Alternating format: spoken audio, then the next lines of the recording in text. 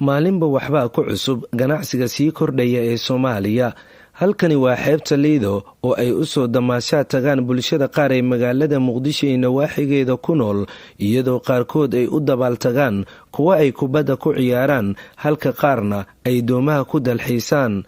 arrinta cajiibka ayaa ah doontan oo lagu magacaabo doonta dalxiiska ee Liida Seafood waa mid hab casri ah u samaysan, xawaaraheedu uu aad u dheereeyo, kana mid ah doomaha laga isticmaalo dalalka horu maray.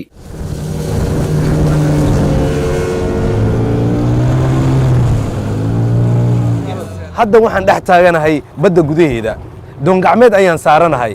waxaan xiise badan aynu u qabnaa in aynu idiin soo gudbinno muuqaalka doon cajiib ah, biyaha aanan gudaha kugu soo gelaynin, muraayadeedu ay xiran yihiin, kuraasi caalami ayay leedahay, iyo weliba isteerin laga wado, musqulina ay u dheer tahay. baqdin badan ayaa hadda igu jirto, waayo doon aan kor ka daboolnayn ayaan saaranahay. dabayshu aad bay igu soo dhacaysaa, biyahana marar qaarkood way isoo gaarayaan hirka aynu dul marayno. marxaladtaa ka duwan ayaan gordhow gelaynaa, ila soco. hadda waxaan dareenayaa inaan doonta raaco. maasha allah. doontan gudaheeda waxa ay ka kooban tahay 20 ilaa 18 kursi. kursi waliba waxa uu leeyahay suun u gaar ah oo qofka marka uu fariisto uu isku xirayo. waxaa intaa u sii dheer doontan habka casriga ah u samaysan daaqado, marka uu qofka doono uu furi karo, haddii uu doonana uu iska xiri karo. suulo uu qofka isticmaalo ayay gudaha ku leedahay doontani, oo markii la rabo si gadaal ah ama rayfis ah loo wadayo, taasi oo doomaha kale ee yaalla gudaha dalka Soomaaliya ay kaga duwan tahay. maxamed cabdi maxamed waa wiil dhallinyaro ah oo aan kula kulmay gudaha doonta, wuxuuna iga sheekeynayaa aragtidiisa iyo qaabka uu u dalxiisayo. aad baan ugu faraxsanahay in aan markii ugu horeysay xeebtan Liida aan ku dalxiiso ama aan ku damaashaado dooni nooceedu yahay noocyada hore ka duwan oo kuwii caalamka aan ku arki jirnay sida xeebaha kale oo aan ku arki jirnay. aad baan ugu faraxsanahay horta in aan ku damaashaado doonidan. waxaan sidoo kale aad ugu mahadcelinaa Liida Seafood oo doonidan noo keentay. doonidan saa u jeedin waxay doomaha kale uga duwan tahay, waa u jeedaan waa qaab casri u samaysan tahay, aad ay u qurux badan tahay.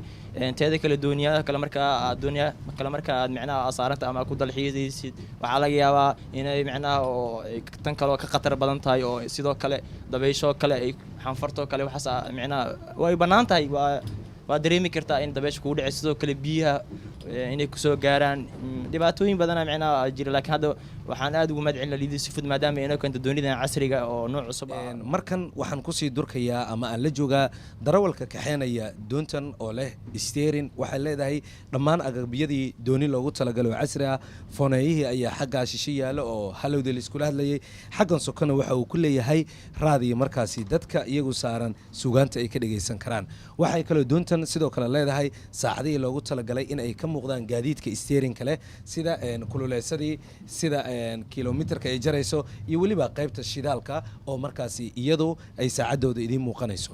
markii aad doonayso daawade in aad markaa dalxiis aad u tagtaan adiga, eelkaaga, asxaabtaada ama familkaaga meelaha ku dhowdhow Muqdisho, waxaad ku gaaraysaa waqti aad u kooban. haddii aad doonayso in aad gaarto degmada Warshiiq ee gobolka Shabeellada Dhexe, waxay doontan xawaareeda kugu geynaysaa sii socod iyo soo socod waa 1 saac iyo rubi.